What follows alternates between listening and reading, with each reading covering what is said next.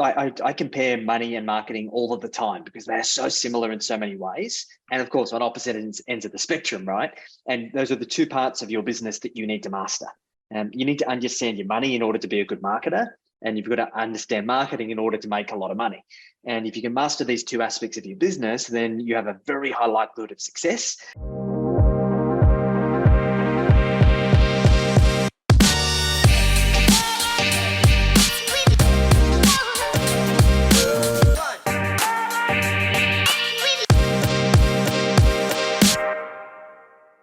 Hey guys, welcome to More Clients, Less Effort. I'm joined by one of my favorite people in the world right now, Jackson Milan, the wealth mentor. Jackson, thanks for joining us, mate. Mate, my absolute pleasure. Any opportunity to have a chin wag with you. Yeah, you're up there in North Queensland these days. How are you finding the transition from the big smoke? It's the best. We've never been city people. We've always wanted to escape the rat race, and COVID was a perfect opportunity where we spent a year traveling around Australia looking for our dream home. And wasn't even on the radar, North Queensland, but we come up here and fell in love with it. And we're now on a 70-acre sanctuary that backs on about 5,000 acres of World Heritage rainforest. We've set up an animal sanctuary and we've got about 80 animals now. And we're loving it. It ticks all of the boxes for us, feeds the soul. That sounds terrible. I find it ironic that you started on a round Australia trip and got as far as Queensland and stopped. Once you find perfection, you don't keep going, you know? Oh, that's the thing about perfection. We never know. Now, Jackson, mate, you've worked with absolute ton of people over your career, really around sort of financial management and helping people kind of really realize, I guess, their financial goals from their business. I'm really curious though how you got into that space. Tell us a bit about your journey, because I know, especially having read your latest book, it's very similar to mine. Tell us the story. Yeah, it's interesting. I didn't realize I was an entrepreneur until everyone else had realized, honestly. And I was very late to the party in that respect. But the original kind of turning point for me was observing my parents, who were incredibly hard workers, run businesses themselves, and really struggled with money. And we always had enough, but there was never any excess. There was always enough to survive. And my parents always spoke about these kind of things that we hear as kids, that money doesn't grow on trees and creating money is hard and business is hard. And I always found myself asking why. Like, why is that the case? Why can't you create a different financial future for yourself? Why can't your business be more successful? And that led me into starting to train to become a financial advisor. Now, what I really quickly realized is that as a financial advisor, most advisors help people once they've already made money. And as we know, Tim, the vast majority of people don't make money. The people who make money are a very small percentage of society. And I'm like, well, why do I want to work with people once they've already done all of the hard work? I like to pick battles, and I don't like to pick easy ones. So I'm like, okay, well, how do I help people like my parents create the money in the first place? And that led me down the road of creating a career that I call wealth coaching. And it's really about helping business owners manufacture financial freedom using their business and then systematically turning their business profit into personal wealth so they can create financial freedom. And I've been pretty good at it. I've helped my clients build $2 billion in combined wealth. So and we've achieved a lot of success in the process. Just a modest sum. Do you attribute, we talk about this mindset in business a lot, right? These stories that we tell ourselves, that I know for you and your clients, you try to break down those kind of preconceived beliefs about, I need to work hard to make money, and I need to, money doesn't grow on trees, and all those sort of things that we hear as a kid. I mean, how many of these things that we tell ourselves are actually true, and how many are there just constructs that we hang things on? Yeah, most of them are constructs, to be fair, mate. We are kept in this subconscious prison that we have put ourselves in. And some of them are through nurture, through our observations of our parents and the people that we've grown up with. Some of them are from experiences. But whatever the catalyst for that is, that we are the biggest limiting factor in our life and in our business. And as Confucius famously said, he who said he can and he who said he can't are both right. We have a cognitive bias and a cognitive disposition to have reinforcement bias, confirmation bias, where we hold an opinion. We will go out of our way to find information that confirms our opinion, so we confirm our position. And that is how the unconscious prison is made. Now, what we try and help our clients do is we help them understand the limitations in their current way of thinking. We help create a really simple pathway for them to rise above it. And we shift their financial behaviors from they do it as an outlier to the action being presupposed. And then we create habits and we reinforce those behaviors. And then that allows us to create not only a shift in trajectory around what they're creating for themselves, but it actually allows us to set ourselves up for generational wealth, which for many people is more of a dream than a goal. Yeah, but there's no reason it can't be the goal, right? I just think it's one of those things that we say, oh, I can't do that, and therefore it becomes true. As you say, it's that confirmational bias. And I know that for us, we see that the same thing in marketing as well. We get into business, we suddenly discover that it's actually much harder than we think it is, because not because it's a complex thing, but because there's lots of puzzle parts and we don't necessarily have the picture of what it is that we're looking for. And I know for you and your clients, we actually start with, well, let's understand where we are and let's understand the goal and put some real clarity around those things. And it's only when we do those two things that we can actually start to create a map of what's in between and what are the steps in between. If we don't necessarily know where we're going, do we? Exactly. And I compare money and marketing all of the time because they're so similar in so many ways. And of course, on opposite ends of the spectrum, right? And those are the two parts of your business that you need to master. You need to understand your money in order to be a good marketer. And you've got to understand marketing in order to make a lot of money. And if you can master these two aspects of your business, then you have a very high likelihood of success. And it's, funnily enough, in both their experiences, the two areas that most business owners are lacking the most, right? Yeah, why do you think it is? Talk to me about what it is. Okay, what is the fear about really embracing both money and marketing in business? And I've seen it lots of times. I've seen it in polls. Yes. What do you think the most important thing is? Oh, it's mindset, right? And I can think it all I want, but in terms of skills, and I would absolutely agree with you. Two absolutely important skills to master is, one of those is marketing. And because that's the oxygen, right? And that's the oxygen that fuels everything else. And understanding and managing your cash flow and your finances, another area of critical importance, because that ensures that you then have a business that continues into the future. What do you think holds people back from mastering those two skills?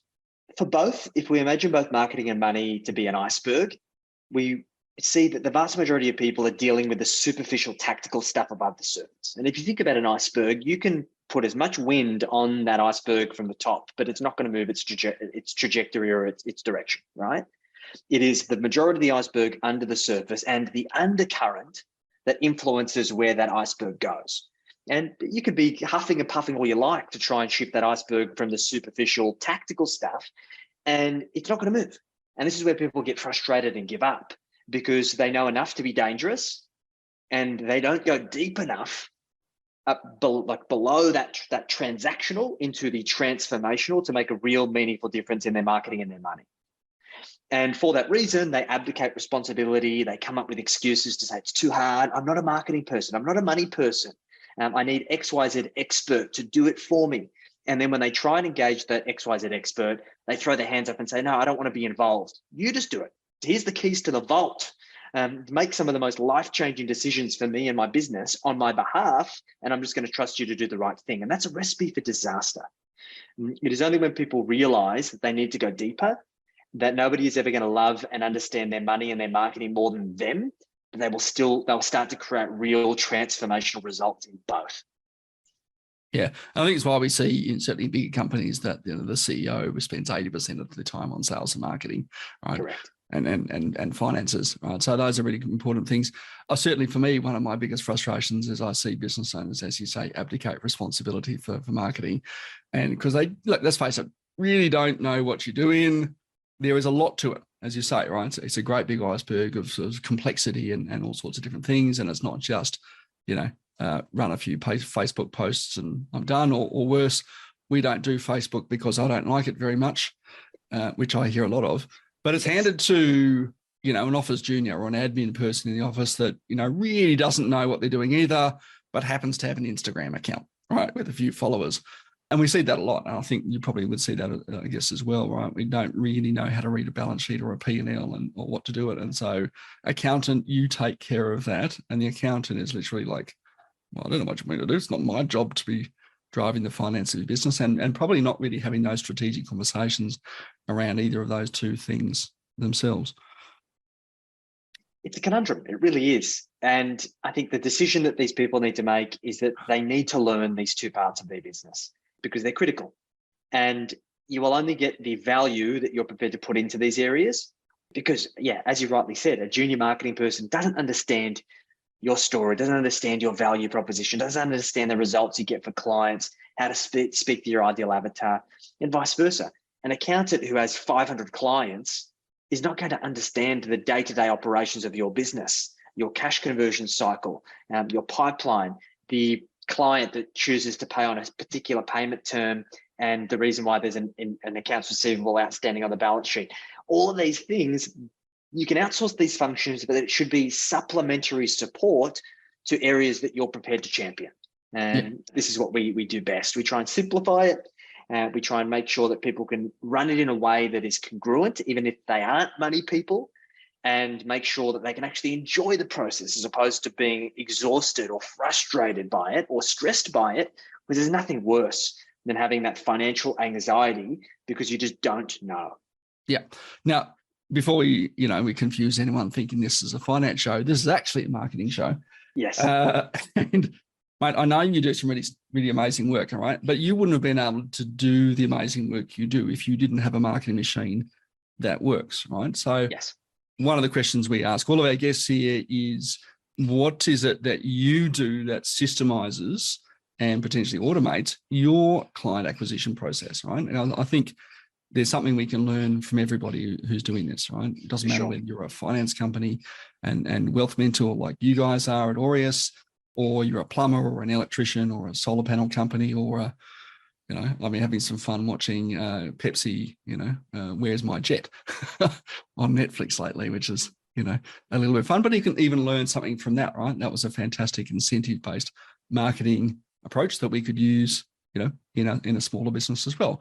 But what's one system automation that you have in your business that you find really effective at creating leverage at, how you attract, convert, and keep clients? Yeah, it's interesting. All of these mistakes that we were just talking about, Tim, I've made all of these mistakes, right? And we've tried to outsource and abdicate responsibility because we didn't see ourselves as marketing people. Surprise, surprise. And now all of it fell short. And the problem was that we didn't take the time to deeply understand the marketing engagement behaviors of our ideal avatar. So our ideal clients are business owners. They're time poor, they're affluent, they have been results driven, and they've achieved results. And when it comes to their money, the common complaint was that this is not a now thing, it's a later thing. I've got all of these other things that require my attention. I'll deal with that wealth stuff later, once I have scaled my business to XYZ or achieved this milestone or whatever the excuse may be. So okay, all of these lead magnets and engagement posts and all these various things are falling short. Why? It is because our ideal market does not understand the extent of their problems. On the flip side, they're also very curious. When they're presented with something, they want to work it out, right? Like if you put a Rubik's Cube in front of our clients, they're going to have a crack at trying to fix it and try and finish it, right? So we're like, okay, how do we encompass all of these things into a marketing automation tool that allows us to generate high quality leads on autopilot? So we created a financial performance scorecard. So I come up with the top 40 problems that people who come to us have, and that our clients have already got in place and have solved as a result of working with us. And we turned it into a yes or no quiz. And it covered 7 different aspects of finance. And then we gave people a score out of 40.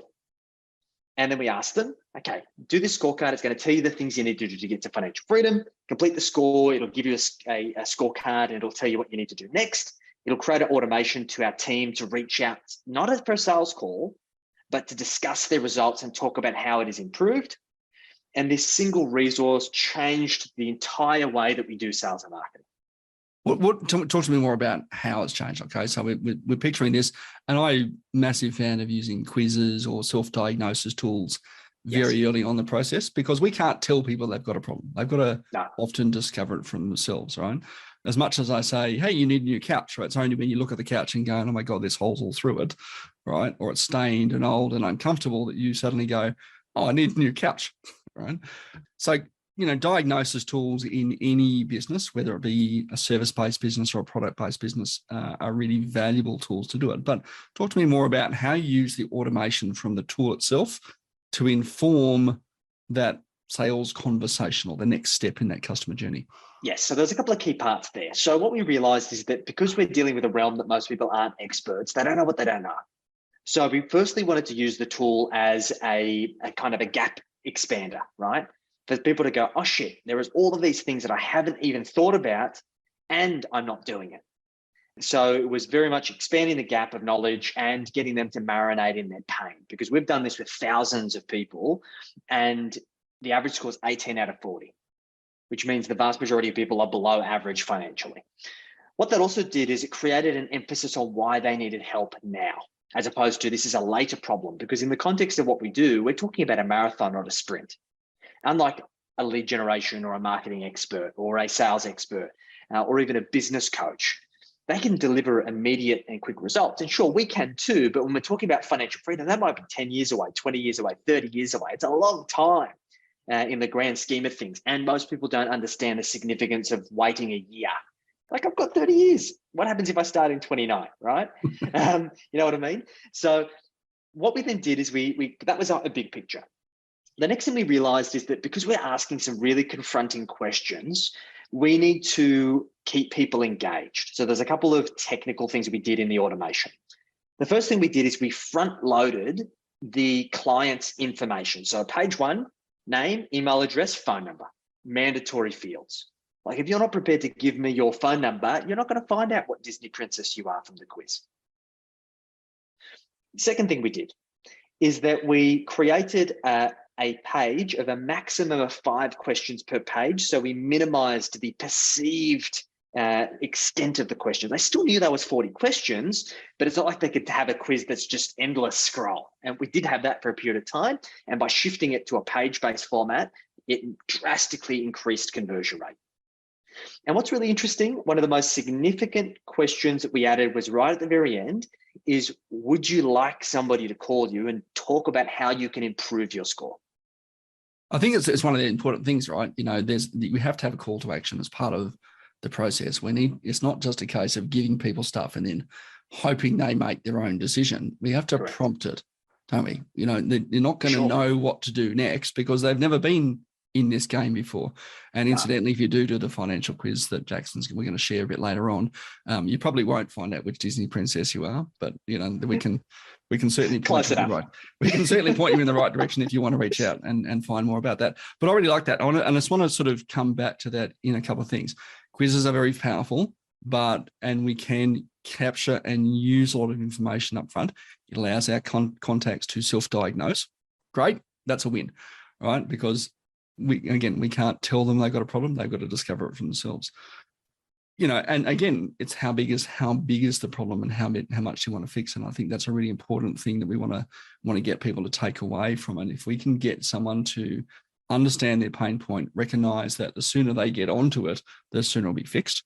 Because for a lot of us, the thing we sell isn't urgent, right? It's not a problem that needs to be solved today or tomorrow, right? But it does have long-term impact. The sooner we start on it, right? Exactly. And financial freedom's attainable, but the longer you wait, the harder we're going to get there. Exactly. And the interesting part of this, Tim, is we've had people come back and redo it on a regular basis. And structuring it as it's not like a one-time thing, as it is a diagnostic. So it actually makes sense for you to bookmark this and come back and redo it every 90 days and see if you have made improvements. And we've had people who have redone it 3, 4, 5 times and then become clients. So it actually becomes a really great nurture tool as well. Yeah, absolutely. And look, and I think it's an important takeaway from here. Split test.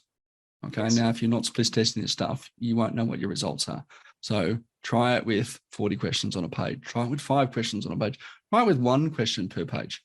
Right? If we look at our diagnostic tool that we use at Win More Clients as well, same sort of thing. It's about 40 questions long. It goes into different aspects of your marketing life cycle about how you attract, whether it's consistent brand, are you, answer the phone in a certain way? Does everyone answer it in the same way?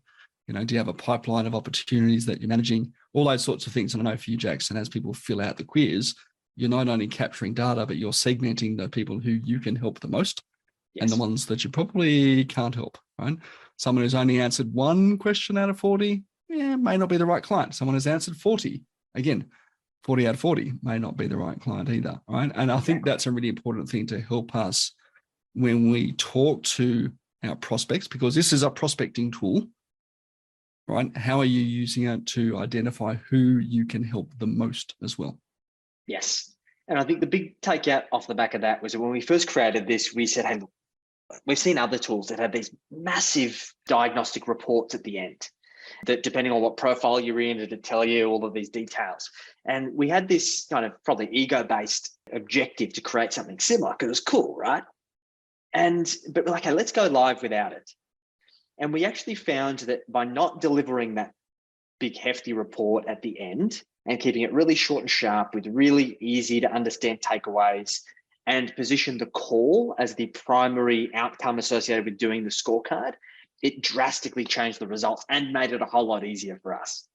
Because when we talk to other people who've asked us about this same thing, they're like, oh, well, it's going to take me ages to create the report on the back end. Don't create the report. It's not necessary. Yeah. Well, I mean, the cool thing is there are actually tools out there that can dynamically create the report as you go as well. But look, valuable lessons there, Jackson, I think, and in terms of being able to sort of, again, this is a thing that you can put on podcasts, you can put in your signature blog, you can throw up on your social media on a regular basis, and that gives you real leverage in terms of the reach it has. Okay, mate, where can we find this amazing tool of yours to experience, right? Because obviously, yes, if you're in business and you're listening to this podcast because, you're not in kindergarten and you want to look at, where you are financially, where would we find such an amazing tool? You can find it at wealthhealthcheck.com.au. That is wealthhealthcheck.com.au. You'll get access to my international best-selling books, some other calculators and forecasting tools, along with the scorecard to see how well you're tracking to financial freedom. And it'll give you some really valuable insights that you can start implementing straight away. Yeah, sounds super exciting, mate. Before we go, we like to do a bit of a quick fire round as well. Just a couple of rando questions for you as you finish up today's podcast.